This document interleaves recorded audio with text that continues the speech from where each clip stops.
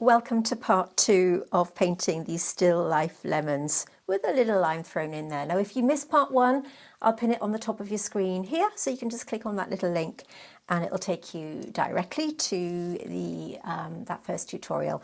I split it into 2 because I wanted to give it the time it deserves, and you can just go back and watch part 1.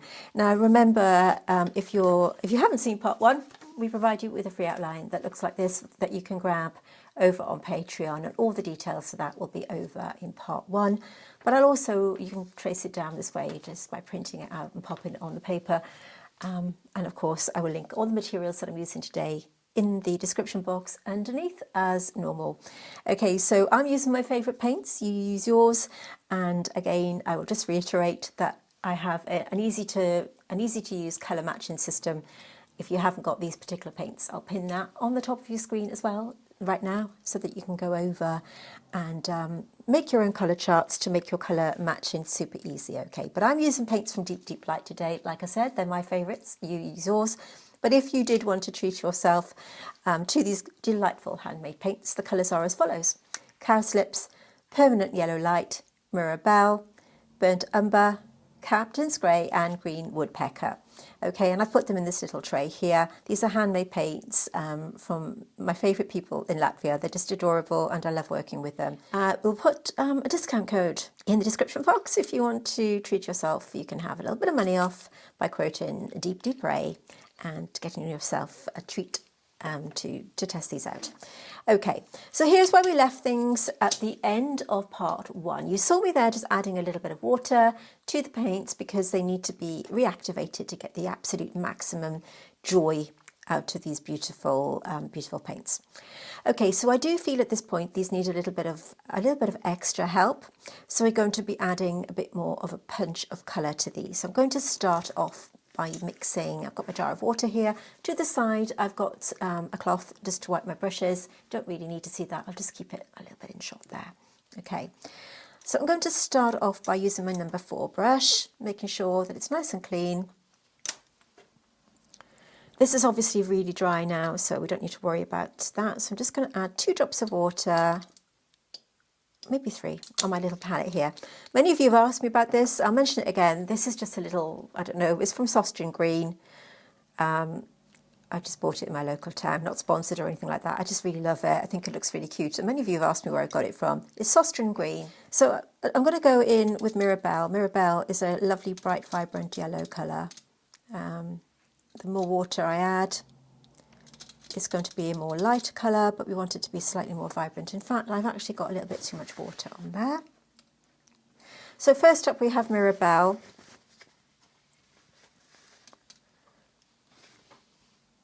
This time I'm adding less water because I want it to be slightly darker. And to that, I'm adding a suggestion of Burnt Umber, a bit more Mirabelle, that over there. So we've got a muted kind of yellowy tone, okay? Actually, I'm going to go with this one first. So I'm going to put this on the base here. Straight onto the paper. We don't want to go on this section because we want to keep that nice and light. This is wet on dry this time. We're not wetting the paper. We need to just get the colour on as strong as we can at this point. So this is a mixture of Burnt Umber and Mirabelle. Working around this because we don't want to go on this highlight. We want to keep that nice and sharp, like this. You see how we're keeping this nice and bright. Really important. And just accentuating this area here. So we're not losing any of the colour that we have. Now that line's a little bit harsh, so we need to go in, clean the brush. I'm patting it on my kitchen, on my cloth here, and then with that damp brush, I'm just patting and repeating the process so that we get a nice soft blur. We don't want that line to be harsh. So now that we've got the strength of colour that we want on this one, okay? Then I'm going to go over to this one. I'm just going to put a little bit of Burnt Umber on its own there. I'm not going to need all that because it's quite a strong pigment. But I'm just going to pick a tiny bit up here so that I'm kind of mixing it on the palette. And I want to add a little bit of it here. I don't want it to be too strong, just keeping an eye on things. And we've got a kind of band of colour that goes across here on the photo. Again, the reference photo, you can have that free over on Patreon as well. My gift to you, because we love you to join in. We'd love to have you join in with us here on my channel. So we give you these outlines for free.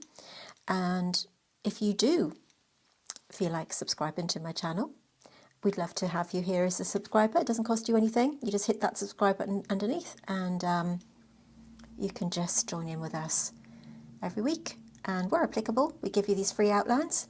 No charge, no snags, no catches. They're just my gift to you, okay? Just going to add a little bit more of this Mirabelle. We've already got these base colours in place. We don't need to really worry about those now. Blending that in.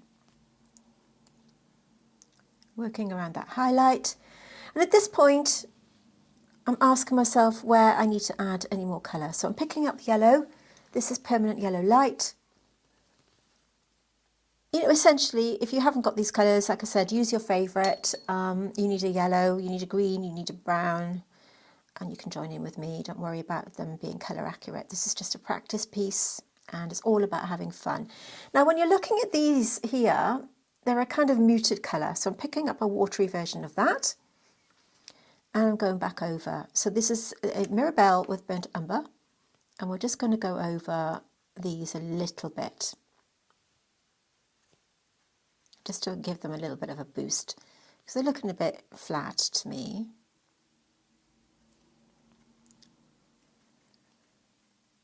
And the middle, we'll put that in the middle as well, and down here. So don't be frightened to, you know, to put the colour on. Put a little bit in there. But this is definitely really bright. I'm using this, whatever's left, just a dot on here to create a little bit of texture. This isn't white. It's kind of, I don't know what colour it is, it's sort of a murky colour. So I'm going to pick a bit of Captain's Grey and I'm going to add it to that mix, take off the excess, and then I'm just going to go with that watered down version of Captain's Grey here. It is blurring into these a little bit, but I'm not too worried, it's fine. And just a little bit in the middle there, and a little bit on here because I think that's a little too bright. So you see how just by adding these layers you're going to get a nice strong colour. Okay, now at this point they look as if they're kind of floating in thin air and they don't look really, they look a bit odd. So we need to ground them, okay? So I'm going to wipe down my palette. I'm going to take my number 8 brush. This is a number 8 round. And I'm going to add a nice blob of water and we're going to grab our Captain's Grey. Now Captain's Grey is one of these magical granulating colours. When you apply it onto your paper, it will look very different when you start to where we finish. Okay, so this is how we're looking when we've mixed the colour compared to how it dries down. Now let me show you. It's a dual granulation colour, and the colours will separate out on the palette. I don't know whether the camera is able to pick that up, but do you see all these different tones? It's an amazing colour to have for botanical work. If you like painting bark on trees or scenery where you're going to get that kind of separation of colour, this is a super one to have in your set. And we're going to work wet and wet. Now ideally, we want to make sure these are really dry, but I'm impatient, so I'm going to go around here with water. Careful not to take it onto the lemon. I'm just taking it a little bit wider because I'm not sure whether this is absolutely dry. And we don't want that Captain's Grey to bleed into this. So very carefully working around. But once I've hit that point where I know I'm safe to go, I'm just throwing the water onto the watercolour paper. This will take a really good heavy wash because it's that beautiful textured colour, and that's where we're going to see the benefit of this dual granulation tone. I'm just going to mix a little bit more. You see how it's separated in the palette there, and just going to get a load of that on there.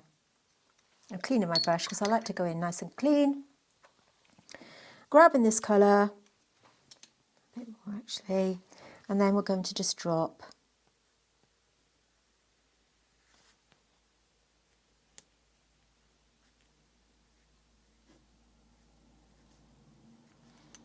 give it a mix as you're doing it. You see this is just going to go where we've placed that water. It's just going to take itself into the water mix. Into the water, not the water mix. This is going to give it some grounding. Do you see how you're getting almost that kind of chromatography effect here? So I want it to be lovely and loose. And you're not going to get that separation. Let me get nice and close so you can see. Do you see that beautiful, almost? And that's the kind of look that I wanted. That's why I picked Captain's Grey. Now, using water, we can soften any edges. Do you want to just blur it out a little more? You can go in heavy with your water. I've kept these colour swatches on the side there because I thought that would be useful. Okay, and then we're going to let that dry. If you wanted to strengthen up your colours near the base of these, on the reference photo, by the way, it's worth noting that there are heavy shadows here and there, which I'm not putting in. I like them as they are. Remember, you know, when you're taking photographs to paint, you don't have to make it as accurate to the photo. You can make it your own, and that's what I'm doing here. So I'm just taking Captain's Grey, and I'm putting a stronger value, a stronger colour here and there. I've gone wide on purpose and left a bit of white here. Initially, the reason for doing that was to make sure that these were dry and they didn't bleed. But I'm going to be honest, I quite like that look. So we're just going to leave it as it is. I quite like that gap there. I think it gives it a kind of illustrative look. Okay. And almost going straight from the pan. I don't want to overdo it because I quite like it to look like that. Now, I must apologise. I had a slight camera malfunction there where my camera just cut out. So what I was saying, in case it didn't record, was when you're painting a darker colour against a lighter colour like this, because it's a shadow, it's where they're sitting on the surface, you're going to get a little bit of reflection onto the lemons or whatever you're painting. So you can take it over some of the lemons like that. Now, it might be a bit scary, but you don't have to do that, but I just thought I'd show it to you because in real life that's what you're going to get, okay? But if you'd rather have that little gap that we talked about just now, then you can do that too. But that's, you know, you're going to get that little bit of blending in of those colours. Okay, so we've got all our colours on now. You can add a darker value to the base if you want to, but I'm pretty happy with the way that's looking, okay?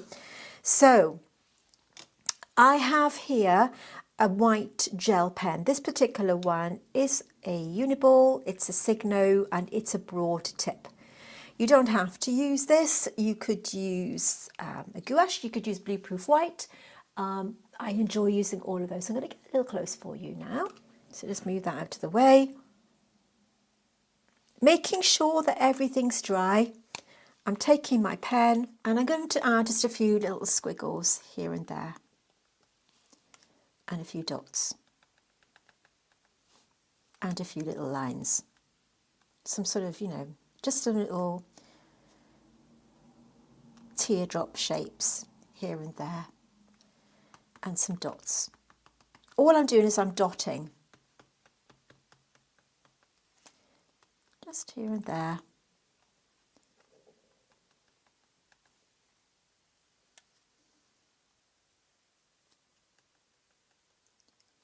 It's not the ideal way to do it, but I like using these pens to add a little bit of detail.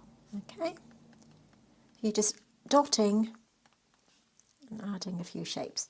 Once you've done that, take a brush, nice and damp, and you can just pat it into this. So there's water soluble, So if you wanted to soften out any lines, just pat and you're going to get a nice soft blur. Okay. Same brush. I'm going to go back to, this is Captain's Grey. It's dried a little on my palette now. And then with this, I'm just going to add a little bit of detail. This is a number 2 brush. I just feel like it needs a little bit of sharpening up here and there. So I'm just going around the outside here, cleaning my brush, and then I'm softening that line by just kind of wiggling into the paper. And again, we're going to go around the other side on the outside edge here. This is dry now, so we can safely do that.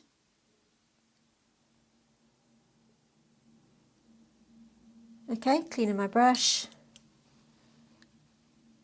and just softening it with that patting motion like this.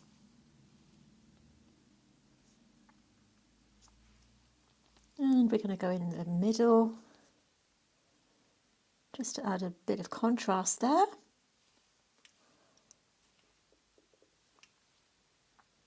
So the photograph that I'm working from today, you can grab that over on Patreon with the outline. And remember, we have paid memberships over there as well. If you want to learn botanical painting, which is what we're all about over there, we have paid membership levels. I have spoken about, just going to add a bit of burnt umber to this actually. I have spoken about the paid memberships on episode 1.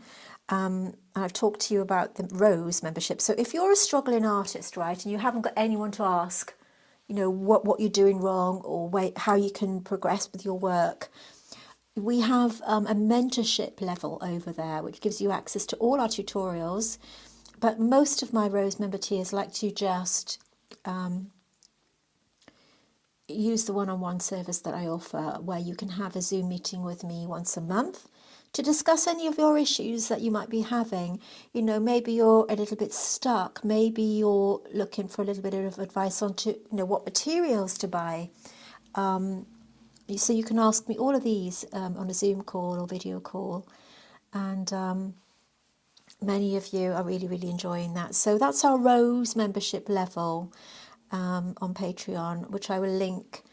Well, you'll find it on our homepage, and you can just join us, and I'll put it in the description as well if you want to join our Rose tier. We are limited in spaces, by the way, due to the complexity of the course of the tutorship there. So if you want to join up, we'd love to see you. We still have some spaces. So I'm just sharpening this line up a little bit, okay? And like I said, we'd love to see you there. Cleaning my brush. And it's £30 a month. You get access to all of my Patreon tutorials on the Rose tier.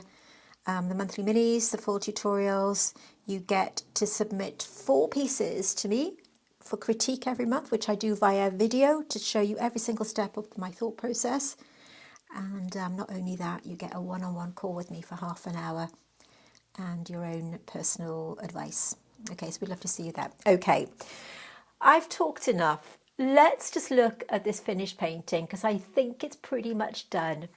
Okay, to recap, we've worked from light to dark. You'll find the full you'll find the instructions over on part 1. I'm just going to put a little bit of this colour here, just to add a little bit of zhuzh to that one. And I'm going to call this finished. Remember, you'll need to go to part 1 for part 1 of this tutorial, which you will find over, I put it on the top of the screen at the start of this photo, at the start of this tutorial. And I will also pop it right at the end after the outro, where we're taking a look at this in a little detail. I'll put it right at the end of this video as well, so that you can click on that. You can, just go and check it out that way. And I'll put the full materials list. All the colours that I've used will be in the description box, along with that code deep ray, so that you can grab 10% off these colours if you want to choose, if you want to use the same colours as I have here. But like I said at the start, you don't have to use the same colours, you can use your favourite ones. I've used mine, okay? So we'd love you to join in with us, no matter what materials you have. It doesn't matter. We want to see you painting, we want to get you joining in. I provide you with a free outline, I provide you with a free reference photograph. All you have to do is watch my videos and join in with me to get the maximum enjoyment out of it, okay?